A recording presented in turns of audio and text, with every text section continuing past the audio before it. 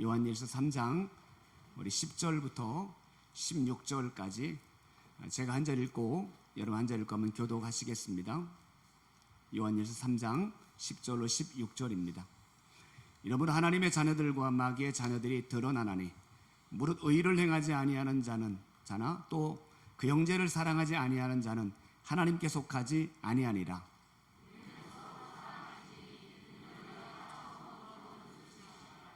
가인같이 하지 말라. 그는 악한 자에게 속하여 그 아우를 죽였으니 어떤 이유로 죽였느냐? 자기의 행위는 악하고 그의 아우의 행위는 의로움이라.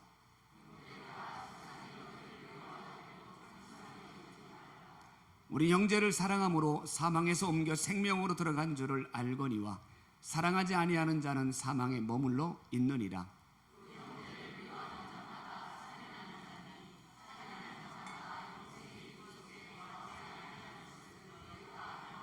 함께 읽습니다. 그가 우리를 위하여 목숨을 버리셨으니 우리가 이로써 사랑을 알고 우리 형제들을 위하여 목숨을 버리는 것이 마땅하니라. 아멘. 위조 지폐를 만들어내는 기술이 점점 더 정교해진다고 합니다. 그래서 이것이 진짜 지폐인지 위조 지폐인지 감별해내는 게 쉽지가 않다고 합니다. 그런데 우리나라에 위조 지폐를 감별해내는데 세계적인 권위자 한 사람이 있습니다.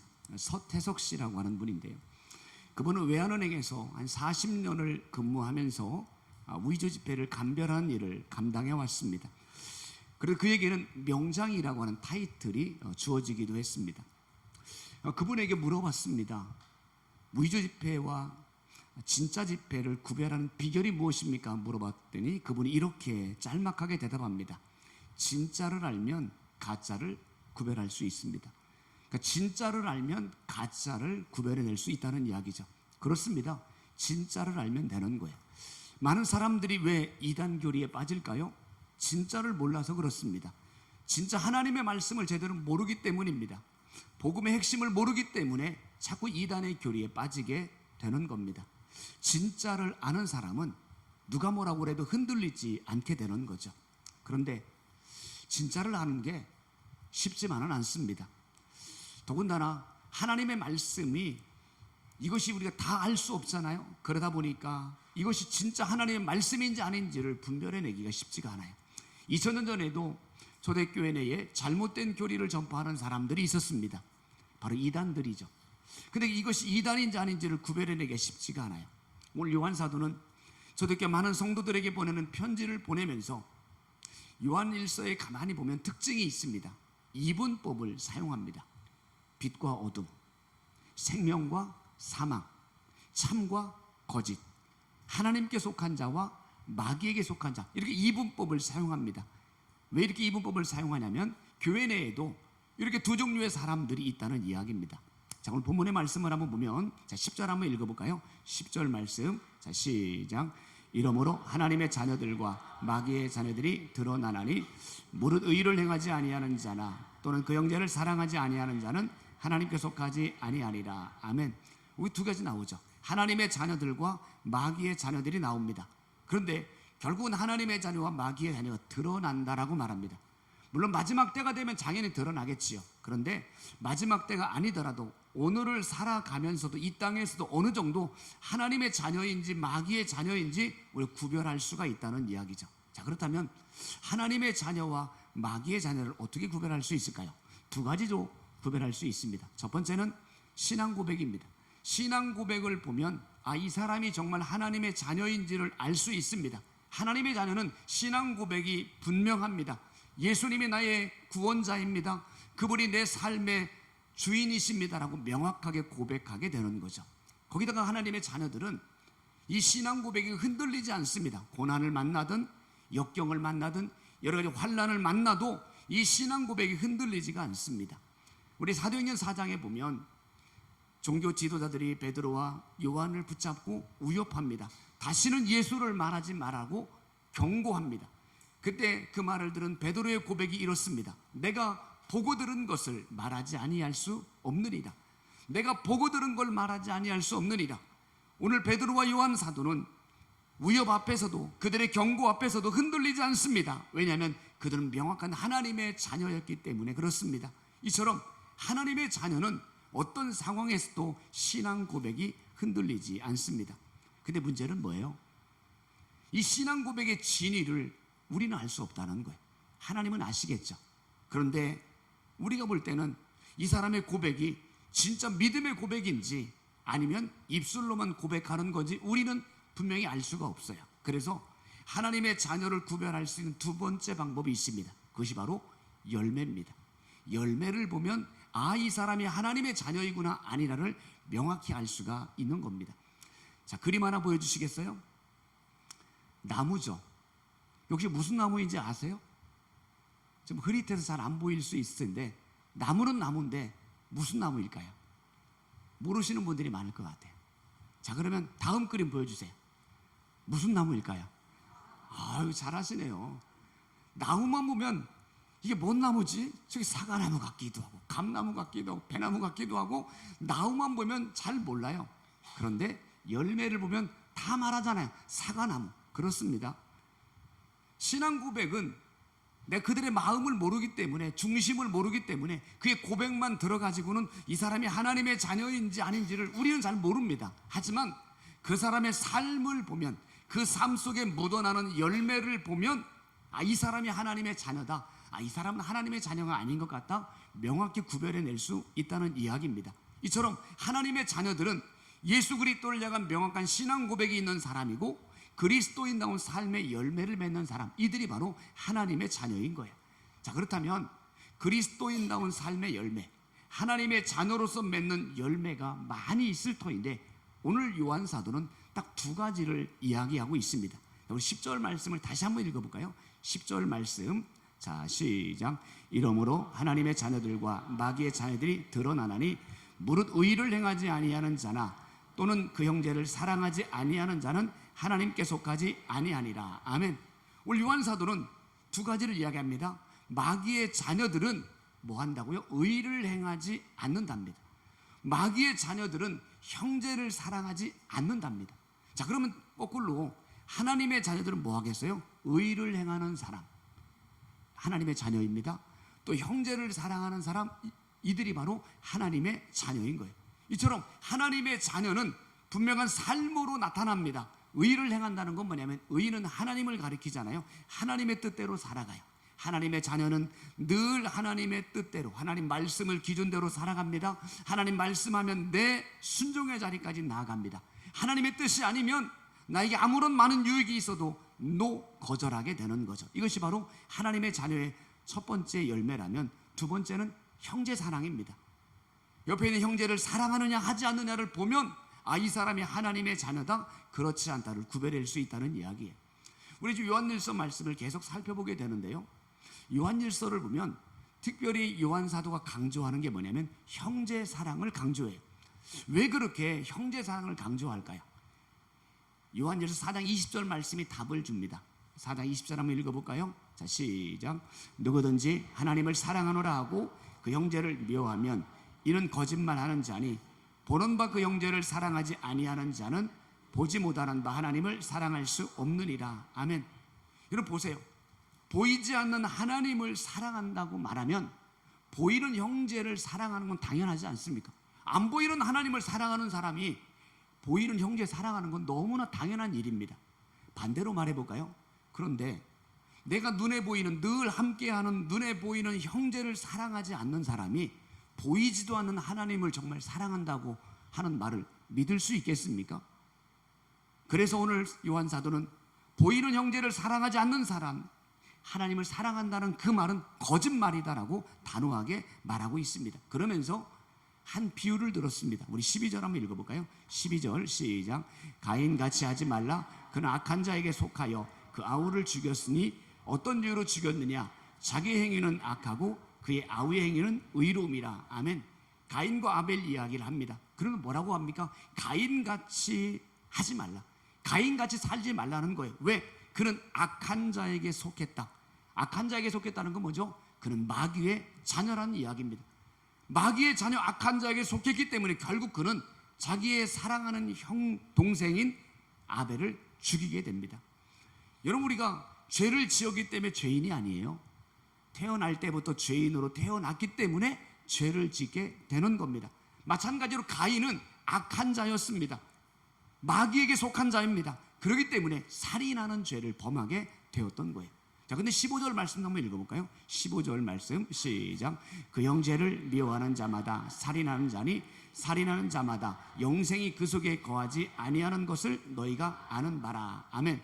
여기 뭐라고 되어 있죠? 형제를 미워하는 자마다 살인하는 자다. 형제를 미워하는 것, 이미 그의 마음속에 살인한 것과 똑같다는 이야기예요.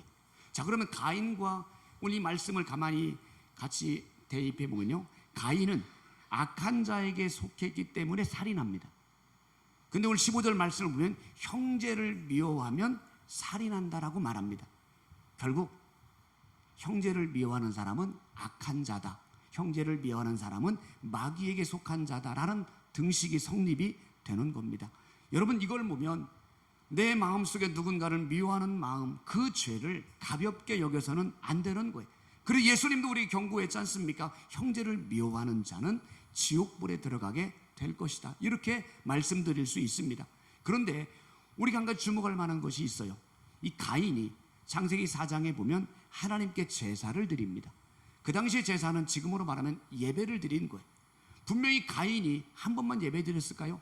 여러 번 하나님께 예배를 드렸을 겁니다. 그런데 여러 번 예배를 드렸음에도 불구하고 그는 하나님의 자녀가 되지 못했습니다. 여러분, 예배 드려도 하나님의 자녀가 아닐 수도 있다는 이야기. 오늘 말씀의 제목을 한번 따라해 볼래요? 안심하면 안 됩니다. 매주 예배 드린다고 내가 하나님의 자녀라고 안심하면 안 된다는 거예요. 내가 하나님 예배할 때마다 매주일마다 영과 진리로 예배 드린다면, 하나님이 받으실 만한 온전한 예배를 드린다면 우리는 하나님의 자녀 분명히 맞습니다.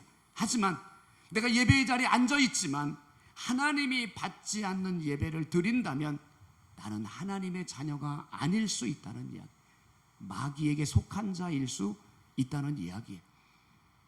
직분자라고 안심하면 안 됩니다. 사울왕은 이스라엘의 초대 왕이었습니다.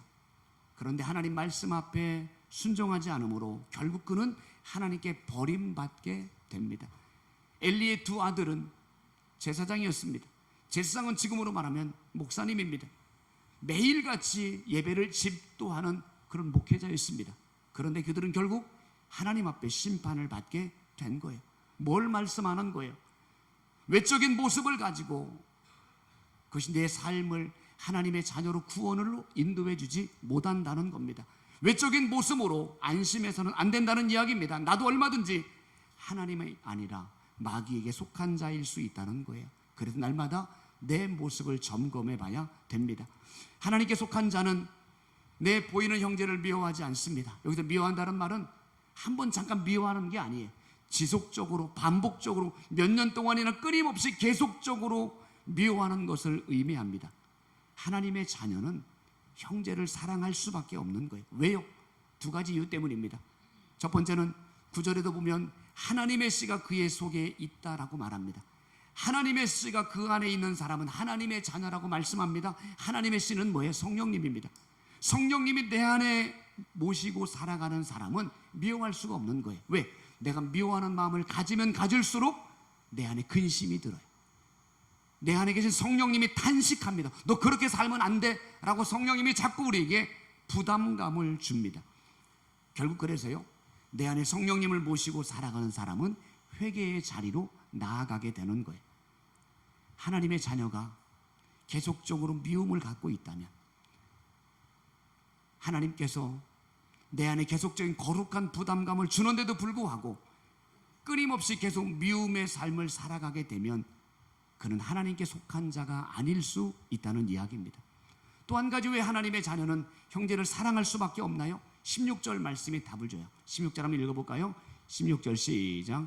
그가 우리를 위하여 목숨을 버리셨으니 우리가 이로써 사랑을 알고 우리 형제들을 위하여 목숨을 버리는 것이 마땅하니라. 아멘. 하나님의 사랑을 알기 때문입니다. 하나님의 자녀는 하나님의 사랑을 알아요. 나 같은 죄인을 용서해 주신 하나님의 사랑을 압니다. 아무런 자격도 없는 나를 구원해 주신 하나님의 사랑을 압니다. 그 하나님의 사랑을 경험한 자는 형제를 사랑할 수밖에 없는 거예요. 그 하나님의 은혜를 경험한 자는 내 옆에 있는 자를 미워할 수가 없습니다. 왜? 내가 받은 하나님의 은혜와 사랑 때문입니다. 사랑하지 못하는 사람들은 저마다의 이유를 댑니다. 그 사람은 나에게 큰 잘못했습니다. 그 사람은 나에게 아픔을 줬습니다. 그 사람은 정말 못된 사람입니다. 여러 가지 이유를 댑니다. 정말 그렇습니까? 그렇다 할지라도 내가 그보다 의로울까요? 나는 정말 그 사람보다 정직합니까? 나는 정말 하나님 보시기에 그 사람보다 깨끗한 삶을 살아가고 있습니까? 많은 사람들은 내 눈에 있는 들보는 보지 못합니다. 다른 사람의 눈에 있는 작은 티만을 바라보고 그를 정죄하게 되는 거예요. 유기성 목사님께서 쓰신 우리 서로 사랑하자라는 책에 보니까 참 가슴에 와닿는 한 구절이 있었습니다. 이런 표현입니다. 저는 사람에게 실망할 만한 자격도 없는 죄인입니다. 이런 고백이 있어요. 나는 사람에게 실망할 만한 자격도 없는 죄인입니다. 이 고백입니다. 사람에게 실망할 수 있잖아요. 그런데 나는 실망할 자격조차 없을 정도로 나는 그 사람보다 더 지독하고 악독하고 흉악한 죄인입니다라는 고백이요. 이 사람은 분명히 하나님의 사랑을 경험한 자입니다. 이런 사람은 분명한 하나님의 자녀입니다. 하나님의 사랑을 경험했기에 남의 허물, 남의 잘못을 말하기 전에 나의 죄인됨을 먼저 바라보게 되었던 거예요. 사도 바울이 얼마나 위대합니까? 얼마나 훌륭한 하나님의 사람입니까? 그 훌륭한 사도 바울은 누구도 정죄하지 않습니다. 오히려 자기의 죄인됨을 끊임없이 바라봅니다. 나는 만삭되지 못한 자요, 나는 죄인 중에 괴수요. 끊임없이 자기 자신의 죄인됨을 고백합니다. 왜요? 하나님의 사랑을 경험했기 때문에 그렇습니다. 사랑하는 여러분, 하나님의 자녀입니까? 하나님의 사랑을 경험했습니까? 그렇다면 다른 사람의 허물을 바라보지 마시고 끊임없이 나의 허물을 바라보시기를 주님의 이름으로 축원합니다. 우리 누가복음 18장에 세리가 나와요. 성전에 올라가서 하나님 앞에 기도합니다. 하나님의 자녀는 이렇게 기도해요. 이렇게 기도합니다. 누가복음 18장 13절에 세리는 멀리 서서 감히 눈을 들어 하늘을 쳐다보지도 못하고 다만 가슴을 치며 이르되 하나님이여 불쌍히 여기소서 나는 죄인이로소이다 하였느니라. 세리는요, 기도하러 왔는데도 불구하고 감히 고개도 못 들어요. 가슴을 치면서 기도하는 거예요. 하나님, 내가 죄인입니다. 내가 죄인입니다. 나 같은 죄인 불쌍히 여겨주세요라고 가슴을 치며 기도해요. 여러분, 이건 분명히 하나님의 자녀의 모습인 거예요. 하나님의 자녀는 나의 죄인됨을 보게 됩니다. 그리고 다른 사람에게 눈을 돌리지 않아요. 하나님 앞에 나를 불쌍히 여겨달라고 기도할 수밖에 있는 거예요. 왜요? 나 같은 죄인, 하나님의 은혜와 사랑이 아니면 살아갈 수 없기에, 나 같은 죄인 하나님의 만져주심이 아니면 구원받을 수 없기에 그렇게 기도할 수밖에 없는 겁니다. 사랑하는 여러분, 하나님의 자녀입니까? 정말 여러분이 하나님의 자녀라고 확신한다면 이제부터는 남의 허물을 탓하지 마시고 내 안에 있는 더러움, 내 안에 있는 추악한 모습, 내 안에 있는 교만함, 내 안에 있는 못된 모습 때문에 날마다 가슴 아파하며 불쌍히 여겨달라고 기도할 수 있는 우리의 모습이 되기를 주의 이름으로 축원합니다. 오늘 말씀의 제목이 안심하면 안 됩니다. 당연히 구원받을 수 있어? 나는 당연히 구원받을 수 있지 라고 안심하면 안 된다는 말입니다. 만약에 내가 그런 마음으로 하나님 앞에 섰을 때 내가 도무지 너를 알지 못한다 라고 판결을 받으면 어떨까요? 그때는 돌이킬 수도 없지 않습니까? 그렇기 때문에 그때 후회하기 전에 지금 나를 검증해야 됩니다. 많은 방법으로 내가 하나님의 자녀인 걸 검증할 수 있지만 내가 형제를 사랑하는 것으로 내가 하나님의 자녀다운 모습을 검증할 수 있는 겁니다. 오해하지 않기를 바라요. 오늘 계속 사랑하지 않으면 하나님의 자녀가 아닙니다. 마귀에게 속한 자입니다 라고 계속 말씀을 드리는데요, 그렇다고 형제를 사랑하는 게 구원의 조건이 아니에요. 구원은 오직 믿음으로 받아요. 예수 그리스도를 향한 믿음의 고백으로 구원을 받습니다. 하지만 그렇게 분명한 믿음의 고백을 드리는 사람은 형제 사랑하는 열매를 맺을 수밖에 없다는 거죠.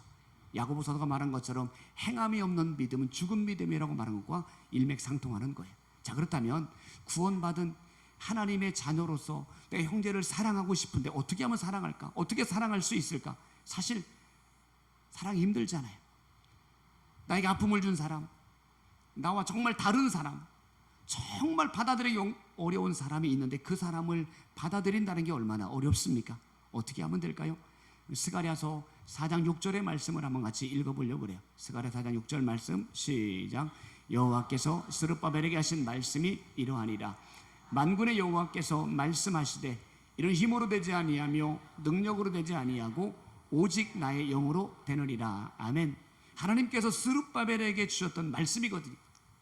그 다음에 스룹바벨은 뭐예요? 이스라엘 백성들이 바벨론의 포로로 잡혀갔다가 70년 만에 돌아왔어요. 돌아와서 다 무너진 성전, 그 성전을 재건하려는 것 했던 사람이 스룹바벨입니다. 그런데 그 모든 과정이 쉽지가 않습니다. 그때 하나님께서 스룹바벨에게 주셨던 말씀인 거예요. 성전 건축 너의 힘으로 되는 게 아니야, 너의 능력으로 되는 게 아니야, 나의 영으로 된다. 맞아. 오직 성령의 능력을 통해서만이 건축할 수 있다는 것을 말씀하는 거예요. 사랑하는 것도 마찬가지. 내 힘으로 사랑 안 돼요. 내가 결심한다고 되는 것도 아닙니다. 내 어떤 능력으로 사랑할 수 있는 것도 아닙니다. 오직 나의 영, 내 안에 계신 성령의 도우심을 통해서만이 사랑하게 되는 줄로 믿습니다. 사랑하고 싶은데, 정말 용서하고 싶은데 안 됩니까? 그럼 이렇게 기도하시기 바라요. 성령님, 사랑할 수 있는 마음을 주세요. 용납할 수 있는 마음을 주세요. 그렇게 기도할 수 있기를 바라요.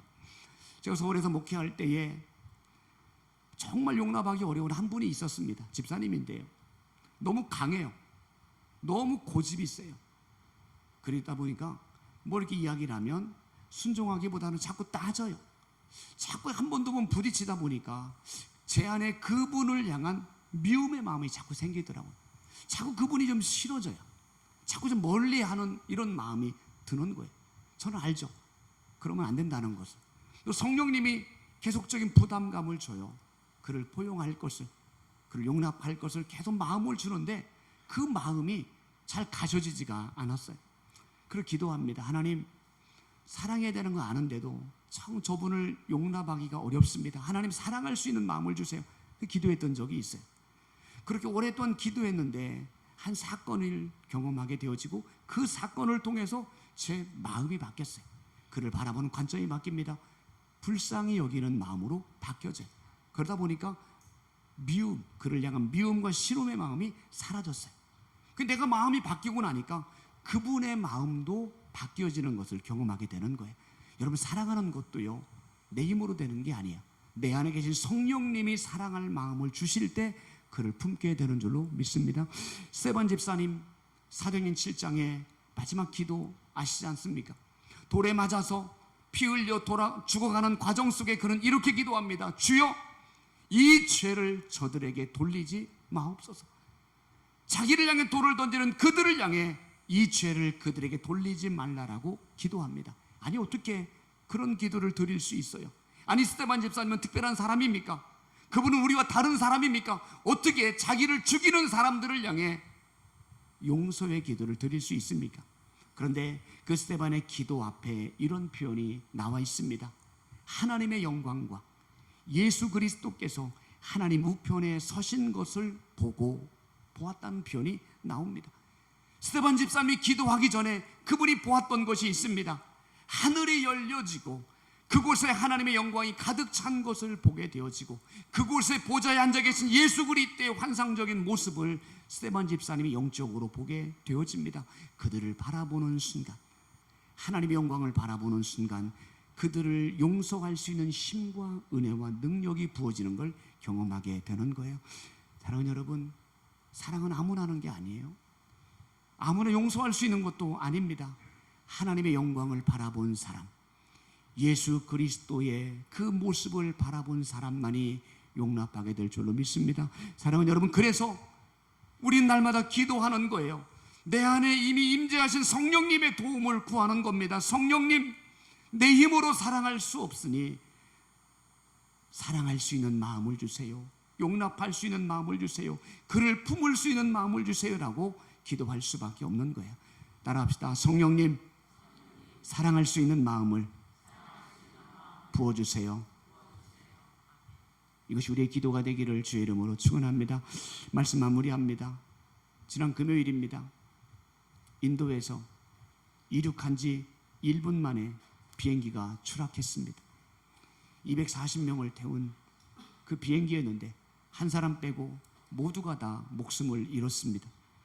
그곳에 탔던 수많은 그 승객들이 그날이 마지막이 되리라고 누구 한 사람 생각이나 했겠습니까?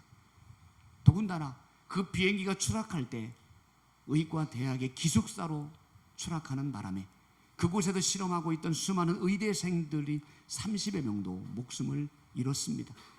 의대생은 뭐예요? 그 나라의 최고의 엘리트들 아닙니까?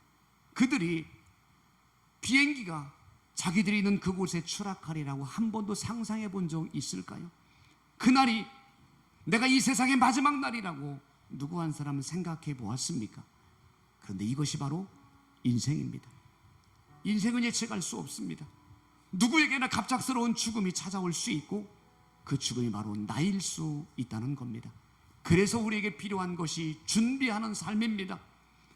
만약에 내 안에 아직도 용서하지 못하고 아직도 사랑하지 못한 마음으로 살다가 갑자기 죽음을 맞이한다면 나는 하나님 앞에 서지 못할 수도 있다는 걸 기억하셔야 됩니다. 그래서 오늘 해결하셔야 됩니다. 미움의 문제, 용납하지 못하는 문제를 오늘 빨리 해결받으셔야 되는 겁니다. 어떻게 해요? 잘잘못 따지지 마세요. 잘잘못은 하나님이 따져주십니다. 내가 할 것은 무조건 사랑하는 겁니다. 부모가 자녀를 사랑해야 됩니다. 자녀는 부모님 허물이 있어도 사랑해야 되는 겁니다. 남편과 아내도 마찬가지입니다. 누가 잘못했느니 따지는 자가 아니라 내 남편 아내의 허물을 무조건 용납해야 되는 겁니다. 그게 하나님의 자녀입니다. 성도도 마찬가지입니다. 부담스러운 성도 품을 수 있어야 됩니다. 누구 때문이 아닙니다. 누구의 잘못도 아닙니다. 내가 먼저 손을 내미는 그런 액션이 필요합니다. 직장 동료의 이웃도 마찬가지예요. 하나님께 받은 사랑을 기억하며 나는 무조건 사랑하는 것, 이것만이 내가 해야 될 일인 겁니다. 그것이 바로 내가 사는 길이에요. 잘 안 됩니까? 그래서 성령의 도우심을 구하라는 거예요. 성령님, 사랑할 수 있는 마음을 주세요. 성령님, 용납할 수 있는 마음을 주세요. 내 안에 아직도 남아있는 미움의 싹을 뿌리 뽑아주셔서 성령의 은혜로 품을 수 있는 삶을 살기 원합니다. 그래서 기도하라는 거예요. 사랑만 하며 살기에도 시간이 너무 부족합니다. 오늘 이 말씀이 나에게 주신 말씀으로 받아들이고 이렇게 한번 따라합시죠. 사랑만 하며 살겠습니다. 한번 다시요. 사랑만 하며 살겠습니다. 무조건 사랑하겠습니다. 사랑하는 여러분, 이것이 진짜 하나님의 자녀다운 삶입니다. 하나님의 자녀답게 사랑만 하면서 살아가는 우리 모두가 되기를 주의 이름으로 축원합니다. 우리 같이 한번 찬양합시다. 그날에 우리 보리라.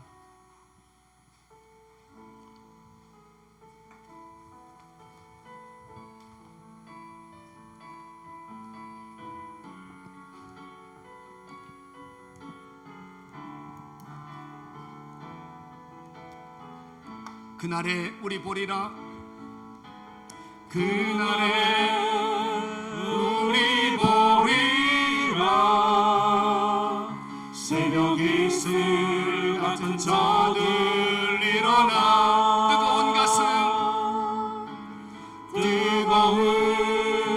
가슴 사랑의 손으로 이 땅 치유하며 행진할 때 오래 황폐하였던 이 땅 어디서나 순결한 꽃들 피어나고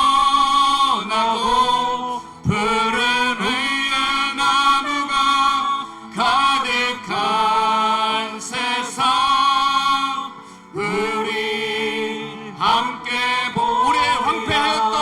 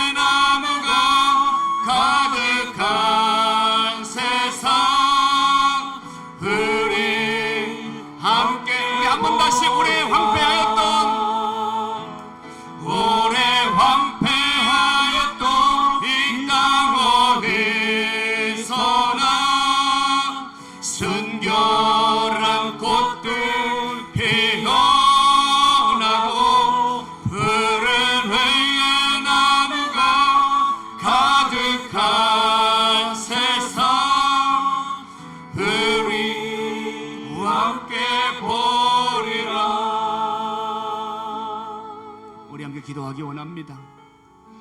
내 심령이 아직도 내 옆에 있는 형제를 사랑하지 못할 정도로 황폐한 그런 마음을 갖고 있지는 않습니까?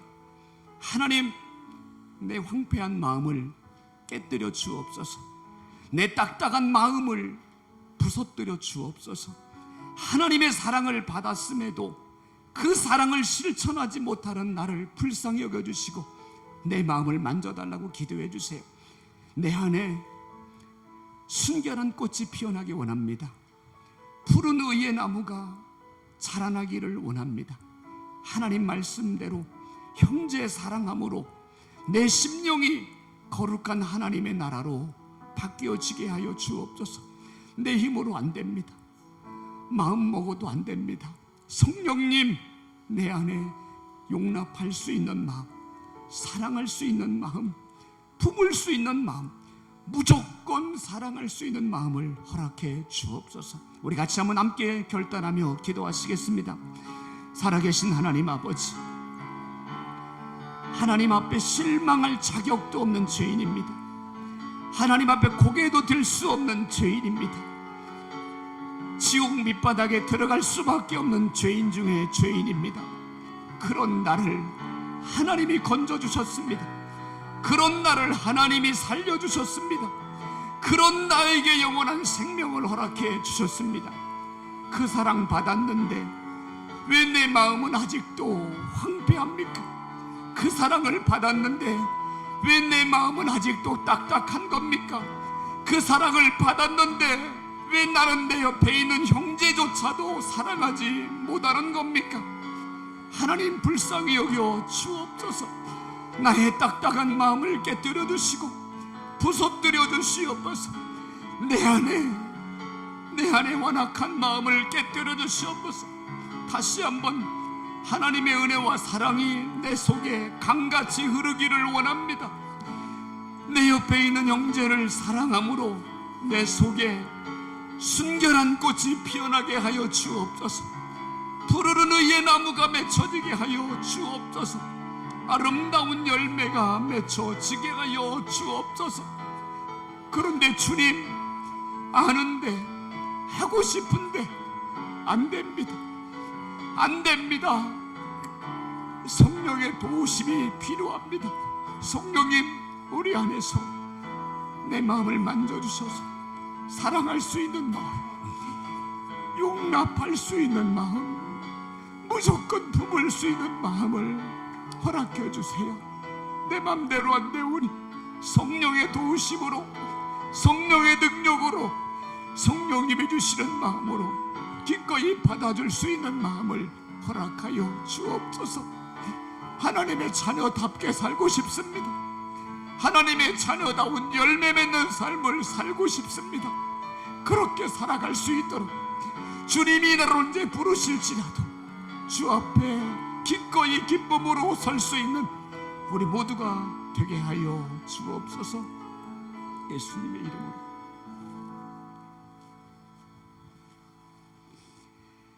하나님 아버지, 하나님 앞에 설 수 없는 죄인입니다. 실망할 자격조차 없는 죄인입니다. 지옥 밑바닥에 들어가도 충분한 죄인입니다. 그런 나를 하나님이 찾아오셨고, 그런 나를 그곳에서 끌어내셨고, 나를 하나님의 영광의 반열에 세워주셨습니다. 이 놀라운 은혜와 사랑을 받은 나인데 나는 왜 사랑하지 못하는 걸까요? 나는 왜 용납하지 못하는 걸까요? 왜 내 마음은 점점 더 황폐한 사막같이 딱딱해져 가는 걸까요? 하나님, 용서해 주세요. 하고 싶은데 안 돼요. 내 마음을 불쌍히 여겨주셔서 하나님의 도우심으로, 성령의 만져주심으로 내 딱딱한 마음이 깨떨어지게 도와주시고 부서지게 도와주시고 다시 내 심령 속에 순결한 꽃이 피어나고 푸르른 의의 나무가 자라게 되어서 오직 예수 그리스도의 향기를 드러내는 삶을 살아내게 하여 주옵소서. 하나님의 자녀답게 살고 싶습니다. 이것저것 따지지 않고 무조건 사랑하며 살고 싶습니다. 주 앞에 언제 서더라도 부끄럽지 않은 모습으로 서게 하셔서 아름다운 하나님의 자녀로 살아내는 우리 모두가 되게 하여 주옵소서. 이제는 나를 사랑하셔서 자신의 몸을 내어주신 우리 주 예수 그리스도의 크신 은혜와 한량없는 사랑으로 태초부터 지금까지 나를 품어주신 하나님의 그 크신 사랑하심과 사랑할 수 있는 마음을 나에게 부어주시는 성령님의 교통하심과 충만하심이 무조건 사랑하며 살겠노라고 다시 한번 다짐하는, 결단하는, 사랑하는 모든 성도들과 저들의 가정과 삶의 현장 위에, 우리 교회와 나라와 민족 위에, 저 북녘 땅에 있는 믿음의 형제들과 수많은 선교사님들의 사역 위에 영원히 함께 하시기를 간절히 축원하옵나이다. 아멘.